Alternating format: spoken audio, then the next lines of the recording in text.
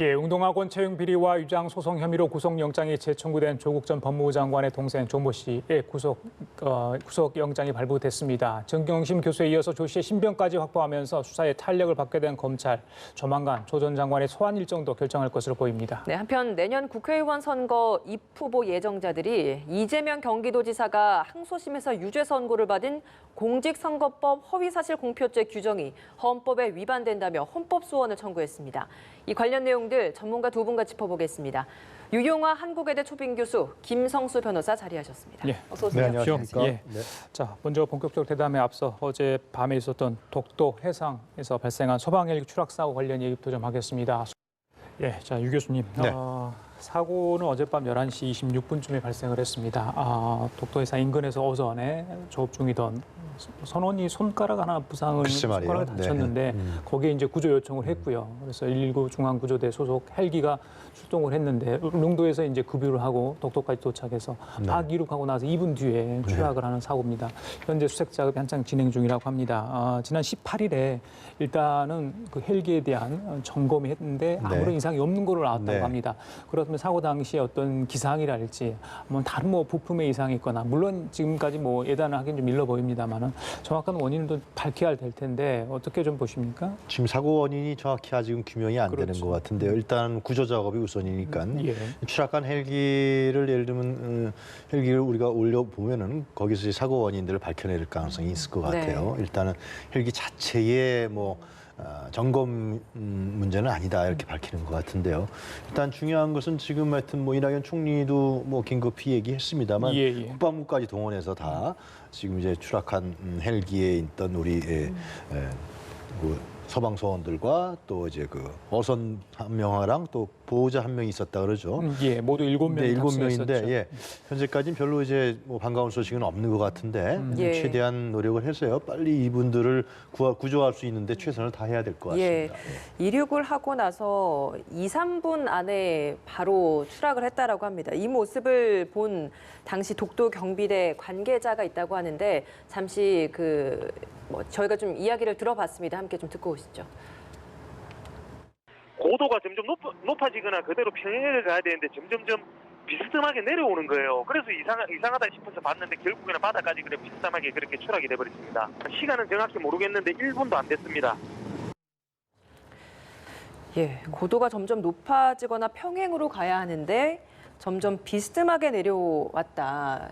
뭐 어쨌든 정상적으로 운행은 하지 못했다라는 상황이었다는 건데 뭐 구조도 지금 좀 날이 밝다 보니까 좀 전방위적으로 이루어져야 될 것 같습니다.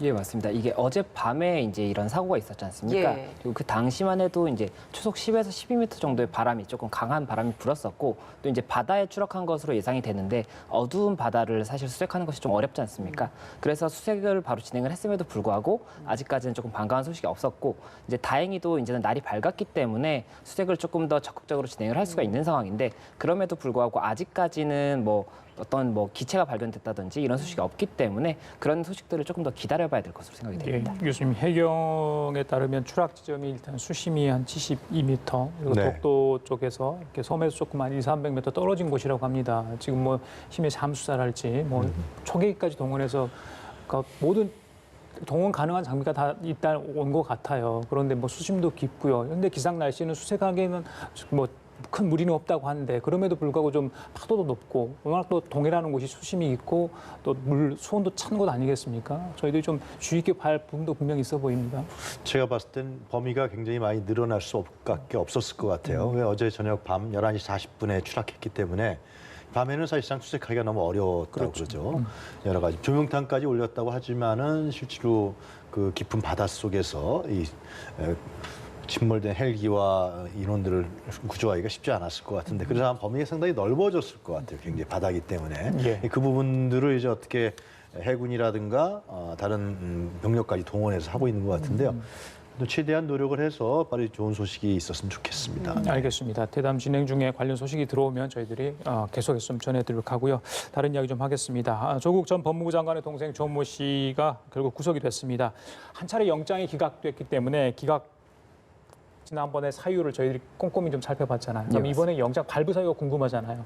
어떤 내용으로 영장 전담 판사는 발부를 한 겁니까? 예, 그러니까 지난 8일에 말씀하셨던 것처럼 영장이 이제 한번 기각이 됐었습니다. 그리고 어젯밤에 이제 영장이 발부가 됐는데 그와 관련해서 일단 재판부에서는 이 추가 혐의 그리고 그 이후에 진행 상황 그리고 관련 자료들을 봤을 때 범죄 혐의의 상당성과 그리고 뭐 필요성, 구속의 필요성이 인정이 된다. 이렇게 보아서 지금 구속이 된 것으로 알려져 있어서 이와 관련해서 이 필요성, 결국에는 뭐 증거인멸의 우려라든지 이런 부분들이 다 소명이 된 것인지 여부에 관한 이야기가 나오고 있는 상황입니다. 그러면은 그 추가로 혐의를 더한 것이 그 부분이 이번에 영장 발부에도 일정 부분 영향을 줬다고 볼 수 있겠습니까? 예, 이게 지금 추가됐던 혐의가 예. 두 가지인데 강제집행 면탈 혐의 그리고 범인 도피 교사 혐의입니다. 그런데 이 범인 도피 교사 혐의 같은 경우에는 어느 정도 사실관계가 인정이 됐다고 한다면 증거인멸을 시도를 했던 부분이라고 볼 수가 있고 이게 결국에는 구속영장을 발부하는 사유 중에 큰 부분은 증거를 인멸할 우려가 있거나 도주할 우려가 있을 때 이 사람이 그런 행위를 못하도록 하기 위해서 구속을 하는 거거든요. 그렇기 때문에 범인 도피 교사 부분이 만약에 상당히 인정이 됐다고 한다면 그 부분이 크게 작용할 수밖에 없었지 않나 이렇게 생각이 됩니다. 예, 유 교수님. 예. 발부 사유를 보면 종전 구속영장 청구 전후의 수사 진행 경과 추가된 범죄 혐의 및 구속 사유 관련 자료 등을 종합했다 이렇거든요.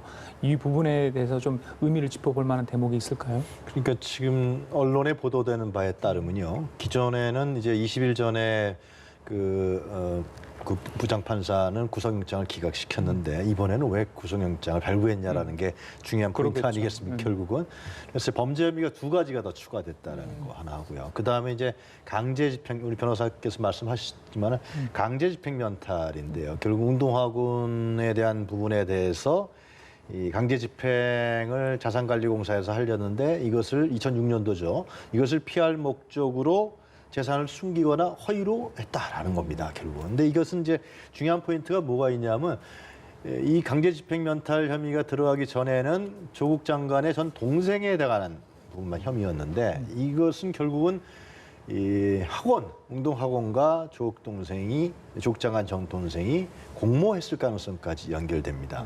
그러니까 당시에 조국 전 장관이 학원의 이사로 재직하고 있었기 때문에 이 포인트가 좀 달라지는 것이죠. 그래서 법원에서 어떤 판단을 했는지 모르지만은 검찰에서 계속 주장했던 것은 결국은 전번에도 구속영장이 기각됐는데 불구하고 다시 재청구한 이유는 이 운동학원과 그다음 조국 전 장관의 동생이죠. 그다음에 가운데 조국 장관. 그리고 또 조국 장관의 전 장관의 부인 정경심 교수, 사모펀드 이 그림들 이제 나오는 얘기들이 그 전에 이 퍼즐들을 맞춰 나가면서 이 그림들을 통해서 결국은 조국 전 장관을 구속시키려고 하는, 기소시키려고 하는 그림 아니겠습니까?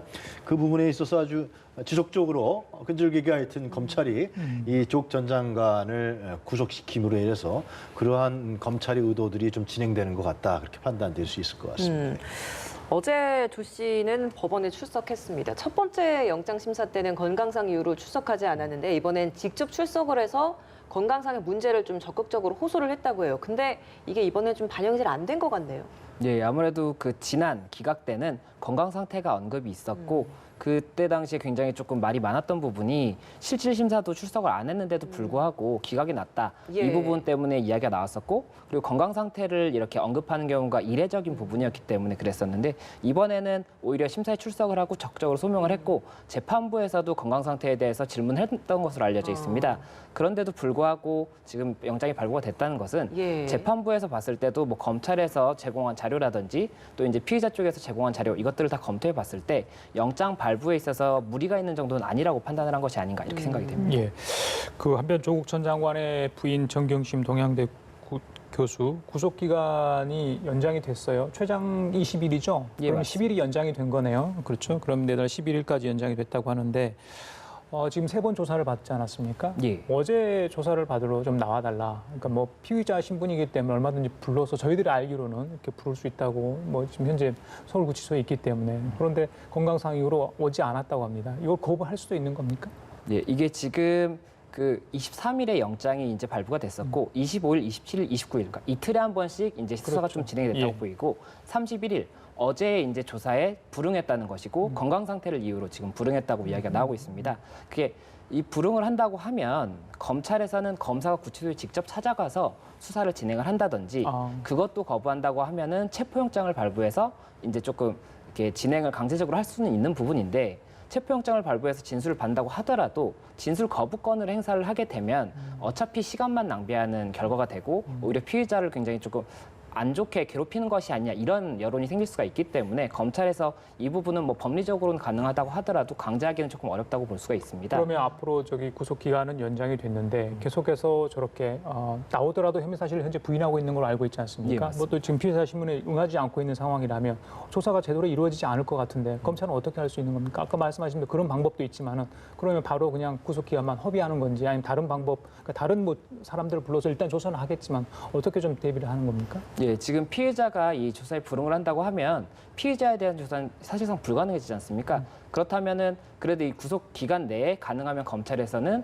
혐의 사실을 다 확정을 한 다음에 법원에 기소를 하고 싶어 할 것이기 때문에 그렇죠. 이와 관련해서 관련자들이라든지 그 관련자들의 진술에서 나온 뭐 필요한 계좌라든지 이런 것들을 열어보기 위해서 많은 시간을 좀 소요하지 않을까 이렇게 생각이 됩니다. 예. 조국 전 장관에 대한 소환도 임박하다라는 이야기들은 많이 나오고 있습니다. 그런데 검찰이 조국 전 장관의 뭐 휴대전화나 이런 부분들에 대한 압수수색 영장을 계속 청구를 하는데도 기각이 되고 있단 말이죠. 이거는 어떤 이유 때문이라고 저희가 좀 봐야겠습니까? 그것은 아무래도 법원 측 입장에서 조국 전 장관에 대한 혐의에 대해서 검찰이 입증하는 부분들이 상당히 약하다, 취약하다라는 판단 아니겠습니까? 이게 개인의 계좌라든가 휴대폰까지도 예를 들면 압수수색을 발부하려면은 상당히 그 혐의의 농도가 짙어야겠죠. 그러나 지금 검찰에서 조국 전 장관에게 두고 있는 혐의가 법원에서 판단했을 때는 아직은 취약하다. 입증할 증거라든가 이런 부분들이 약하다라고 판단하기 때문에 그런 개인의 신상에 관련된 부분에 대한 압수수색 영장을 발부하지 않는 것이다. 이렇게 판단할 수 있을 것 같습니다. 구속이 된 정경심 교수에 대한 휴대전화도 아직 확보를 하지 못했다고 하던데요. 그런데 이것이 그리고 이제 지금 물론 이제 동생도 구속이 됐고 오촌 조카도 구속이 됐고 예. 부인까지 구속돼 있는 상황. 이제 한 사람 남은 사람은 조국 전 장관인데요. 그런데 이제 이런 부분을 봤을 때는 실제로 물론 구속영장이 발부됐지만은 계속해서 얘기됐던 부분들은 이 사모펀드 관련해서 논란의 다툼의 여지가 계속 있는 것이고 지금 구속된 사람들도 모두 다 이 혐의에 대해서는 물론 일부 인정할 건 인정하지만은 대부분의 중요한 혐의에 대해서는 다 부인하고 있기 때문에 이 문제는 결국 법원에서 상당히 논란과 다툼의 여지가 있을 것 같아요. 결국은 검찰이 법정에 갔을 때 그것을 어떻게 증명하고 증거를 내놓을 것이냐. 이 부분이 법정에서 제일 중요한 논쟁점이 될 것 같습니다. 예. 과연 일반인들을 수사할 때 법원은 어떤 판단을 하는지 저희들은 꼭 그 부분을 짚고 가야 되지 않겠습니까? 뭐 다른 특혜라고 저희 굳이 언급을 하고 싶지는 않습니다. 그렇다면 과연 그런 똑같은 상황에서 일반인들이 어떻게 법원이 영장을 내는지 뭐 휴대전화까지는 뭐 영장을 발부하지 않더라도 그렇다면 계좌 관련해서는 지금 뭐 조국 전 장관의 5천만 원 그 부분 이체 관련 그 부분을 확인해야 되고 다른 부분도 있다고 하니까요. 그렇다면 계좌까지는 조금 영장 발부하는 게 맞다나 이런 생각도 할 수 있지 않겠어요? 어떻게 보십니까? 이게 압수수색 영장에 대해서 결국 법원에서 판단을 한 이유는 이 수사권이 너무 과도하게 된다면은 이 혐의와 관련되지 않은 부분까지도 열어볼 수가 있고 거기서 오히려 별건이 발견이 되는 뭐 이런 조금 안 좋은 부분이 있을 수가 있습니다. 예. 그렇기 때문에 법원에서 판단을 하게 되는 것인데 예. 뭐 지금 조국 전 장관 같은 경우에는 과거에 또 민정수석이었기 때문에 휴대폰을 압수수색한다고 하면 이게 이 관련 사건에 대한 부분만이 아니라 이 정치권과 관련된 부분들도 검찰에서 정보를 취득할 수 있는 부분이 있을 수가 있을 겁니다. 그렇기 때문에 이 부분 핸드폰에 대해서는 압수수색 영장을 발부하지 않는 것이 관행이라고 볼 수가 있는 부분이 있고 다만 이제 계좌 부분이라든지 부인의 핸드폰까지 영장을 발부하지 않는 부분은 조금은 이례적인 부분이다 보니까 예. 저희도 이것이 뭐 어떤 자료에 의해서 그런 것인지 아마 법원에서도 이 부분을 계속 기각을 한다면 오히려 굉장히 조금 공격을 받을 것을 알고 있음에도 불구하고 발부하지 않는다는 것은 정치적 이유일 수도 있겠지만 그것이 아니라 이 자료를 봤을 때는 법적으로 그냥 발부하는 것이 맞지 않다라고 판단했을 수도 있어서 이 부분은 조금 신중히 접근을 해야 되는 부분이 아닐까 싶습니다. 알겠습니다. 자, 이번에는 좀 다른 이야기 할게요. 화성 연쇄 살인 사건 팔자 사건으로 범인으로 검거돼 20년간 옥살이를 한 윤모 씨 재심 청구 준비 중이죠. 그런데 이게 뭐 다음 주에 뭐 최면 조사 이걸 이제 변호인 쪽에서 한다고 합니다. 한참 지난 이야기 아니겠습니까? 과연 이게 최면 조사의 효과가 있는지도 모르겠지만 이걸 하는 이유가 있을 것 같아요. 그 변호인 측 얘기로는 오히려 더 원했었고 그리고 적극적으로 협력할 의사가 있다라는 거 아니겠습니까? 그러니까 이 사건은 이제 변호인 측 답변에 따르면은 윤모 씨가 경찰의 구타와 가혹행위에 의해서 허위 진술을 강제됐다. 그러므로 해서 이것이 억울하게 옥살이를 했고 재판을 받았다라는 거 아니겠습니까? 그렇기 때문에 이 진술이 굉장히 중요하다고 판단하는 겁니다. 그래서 이제 최면 조사라든가 이런 부분에 있어서도 진술이 나올 때 그것이 얼마만큼 진실하냐 이런 부분에 대해서 변호인 측에서도 자신이 있고 또 입증해야 되겠다 판단하기 때문에 협력하고 또 스스로 원했다라고 합니다. 그렇기 때문에 그 거짓말 탐지기라든가 최면 조사에서 이제 어떻게 나올지는 두고 봐야겠습니다만 예. 진짜 변호인 측에서 요구하는 대로 만약 가혹행위로 인한 허위 자백이 유도됐다 경찰한테 뭐 상당히 지난 얘기입니다만은 예. 지금 이 경찰들이 뭐 지금 현직에 있는지 없는지 제가 잘 모르겠습니다만은 이런 부분들은 진짜 다시 만약 그렇다 그러면은 제대로 이건 밝혀져야 할 사실이 아니냐 그렇게 그렇죠. 생각합니다. 예, 현재 윤 씨 변호사인 박준영 변호사는 과거의 증거가 조작됐다라고 주장을 하고 있잖아요. 근데 너무나 오래된 사건이고 지금 뭐 증거들도 다들 없어진 상황이라서 이런 상황에서는 이런 진실을 밝혀내려고 할 때는 좀 어떻게 해야 되는 겁니까? 결국에 지금 재심을 청구한다는 이야기가 나오고 있는데 네. 이 재심에서 무죄가 선고가 되려고 한다면 당시에 유죄를 선고했던 증거들이 실질과 다름에도 불구하고 유죄가 선고됐다는 부분이 입증이 돼야 됩니다. 그렇기 때문에 지금 뭐 여러 가지 조사를 하고 있고 증언을 받고 있는 부분인데 결국에는 정확하지 않다면 피고인의 이익으로라는 것이 우리 형사소송법, 형법의 대원칙이기 때문에 그런 부분들을 탄핵 증거를 많이 제시해서 이제 입증을 할 수가 있다면 무죄도 충분히 좀 생각해 볼 수 있는 사안이 아닌가 이렇게 생각이 됩니다. 무죄가 충분히 생각해 볼 수 있다는 말씀은 재심 청구를 하면 재심 청구도 받아들여질 수도 있다는 걸 미리 또 전제를 하고 계신 거네요. 예, 그 이유는 지금 실제 그 당시의 살인 사건의 범인이 별도로 있다라고 자백을 하고 있는 상태이기 때문에 그 부분이 굉장히 유리한 정황이 될 가능성이 높습니다. 다만 그럼에도 불구하고 이 그 뭐 관련자의 진술만 있다고 해서 바로 무죄가 되는 것이 아니기 때문에 이와 관련해서 추가적인 진술을 굉장히 많이 받아야 되는 것이고 그렇기 때문에 당시에 이 수사 자체가 외압이었다. 이 부분을 지금 이야기를 하고 있는 것이고 증명되는 부분이 많다면 더 유리할 수 있을 것으로 생각합니다. 예, 알겠습니다. 다른 주제 하나 짧게 좀 다뤄보도록 하겠습니다. 뭐 내년 총선인데요. 국회의원 선거 입후보 예정자들이 이재명 경기도지사가 항소심에서 유죄를 선고받았던 이 공직선거법상 허위사실 공표죄 이 규정이 헌법에 위배된다. 헌법 소원 청구를 했습니다. 그럴 만한 이유가 있나요? 어떤 주장을 하고 있는 겁니까, 이들은? 예, 그러니까 이 헌법 소원이 지금 이제 신청이 됐고 그 이유가 공직선거법 250조 1항에 보면은 허위사실 공표에 관해서 이 행위, 그러니까 어떤 행위에 대해서 공표를 했는지 이 행위라는 단어, 그러니까 행위라는 부분과 공표라는 부분이 명확하지가 않다는 것이죠. 그렇다 보니까는 이재명 지사의 판결에서도 이것이 굉장히 좀 법원에서 확대적이고 자의적으로 해석이 돼서 유죄가 선고된 것이 아니냐. 그렇기 때문에 이런 부분들은 기본권을 침해하고 이에 따라서 헌법 소원을 제기한다. 이렇게 해서 지금 예, 헌법 소원을 제기하는 상황이라고 합니다. 헌법 소원 제기하면 헌법재판소에서 이 재판 결과는 좀 얼마나 있다 나오는 겁니까? 이게 단정지어서 말씀드릴 수는 없지만 예. 이 헌법 기본권에 대한 판단이고 헌법 소원이 굉장히 많기 때문에 빨리 나온다고 보기는 조금 어렵습니다. 그렇기 때문에 뭐 최소 몇 개월 이상은 걸릴 것이고 그 부분이 진행이 되고 있다고 한다면 이재명 지사의 상고심에 있어서도 이 부분 뭐 어떻게 판단이 나는지를 예. 조금은 대법원에서 판단을 보고 결정을 하고 싶어 할 수가 있기 때문에 아무래도 그 기간에도 영향을 미칠 수밖에 없지 않나 생각이 됩니다. 벌금 300만 원을 선고받았잖아요. 네. 형이 확정되면 이제 좀 직을 유지하기 어려운 상황인데 이재명 경기지사가 이제 헌법소원 이 청구 사실을 가지고 다시 재판부에 위헌법률 심판을 제청할 수도 있다 이런 이야기가 있는데 이 신청을 할 가능성이 있다고 보세요? 그렇겠죠. 지금 대법원 판결만 남은 것인데 지금 말씀하신 대로 대법원 판결에 영향을 미칠 수 있다라는 거 아니겠습니까? 지금 나오는 얘기들은.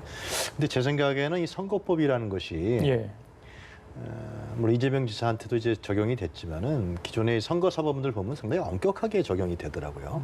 그리고 선거법이라는 것이 지금 현재 이제 다른 지역위원장들이 이것이 뭐 행위라는 것이 뭐 고무줄이 해석이 이렇게 얘기했는데 선거법이라는 것이 엄격하게 정형하지 않으면 빠져나가기가 참 쉬운 부분들이 있어요, 실제로요. 그렇기 때문에 모든 선거 사법에 대해서는 그 당시에 중앙선관위라든가 검찰, 법원도 마찬가지로 상당히 엄격하게 준용시키는 걸로 알고 있거든요. 예. 그래서 이 부분을 이제 물론 헌재에서 어떻게 판단할지 모르지만은 6.13 지방선거에서 TV 토론에 관련 부분 갖고서 지금 이제 문제를 삼는 것인데 과연 그것이 위헌이다. 뭐 지켜봐야 될 것 같습니다. 알겠습니다. 지금까지 유영화 한국의대 조변 교수 김성수 변호사 두 분과 함께했습니다. 말씀 잘 고맙습니다. 들었습니다. 고맙습니다.